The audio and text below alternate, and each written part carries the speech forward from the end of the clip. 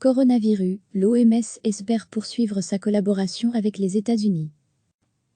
Le chef de l'OMS a dit lundi vouloir continuer à travailler avec les États-Unis malgré l'annonce, la semaine dernière par le président américain Donald Trump, qu'il rompait les liens entre son pays et l'agence sanitaire de l'ONU.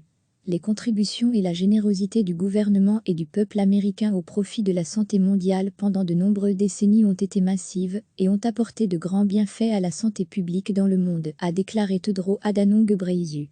L'OMS souhaite que cette collaboration se poursuive, a-t-il ajouté lors d'une conférence de presse virtuelle depuis Genève. En pleine pandémie de nouveau coronavirus, Donald Trump, qui avait déjà suspendu la contribution financière accordée par son pays à l'OMS, qu'il accuse de complaisance envers Pékin, a mis en exécution vendredi sa menace de couper les ponts avec l'agence onusienne. À lire aussi, Donald Trump met fin à la relation des États-Unis avec l'OMS. Les États-Unis vont rediriger ces fonds vers d'autres besoins de santé publique urgents et mondiaux qui le méritent, a-t-il déclaré à la presse. Agence sanitaire des Nations Unies, l'OMS est une institution multilatérale créée en 1948. Énorme machine de 7000 employés présents dans le monde entier, son fonctionnement et ses missions sont tributaires des crédits accordés par ses États membres et les dons de bienfaiteurs privés. Avec 893 millions de dollars apportés sur la période 2018 à 2019, soit environ 15% du budget de l'OMS, les États-Unis en sont le premier bailleur de fonds, devant la Fondation Bill et Melinda Gates, premier contributeur privé, l'Alliance du vaccin Gavi, le Royaume-Uni et l'Allemagne, et loin devant la Chine et ses 86 millions. La contribution américaine va essentiellement en Afrique et au Moyen-Orient. Environ un tiers de ces contributions cofinancent les opérations de lutte contre les urgences sanitaires, le reste étant d'abord consacré au programme d'éradication de la poliomyélite, à l'amélioration de l'accès aux services de santé et à la prévention et la lutte contre les épidémies.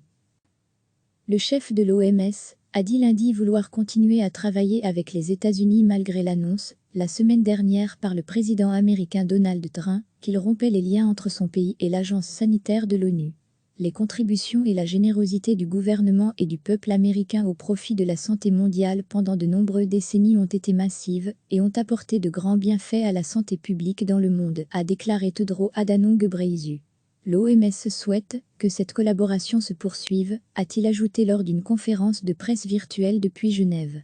En pleine pandémie de nouveau coronavirus, Donald Trump, qui avait déjà suspendu la contribution financière accordée par son pays à l'OMS, qu'il accuse de complaisance envers Pékin, a mis en exécution vendredi sa menace de couper les ponts avec l'agence onusienne.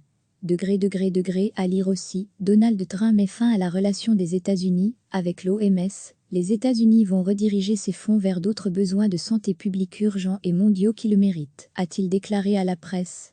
Agence sanitaire des Nations Unies, l'OMS est une institution multilatérale créée en 1948.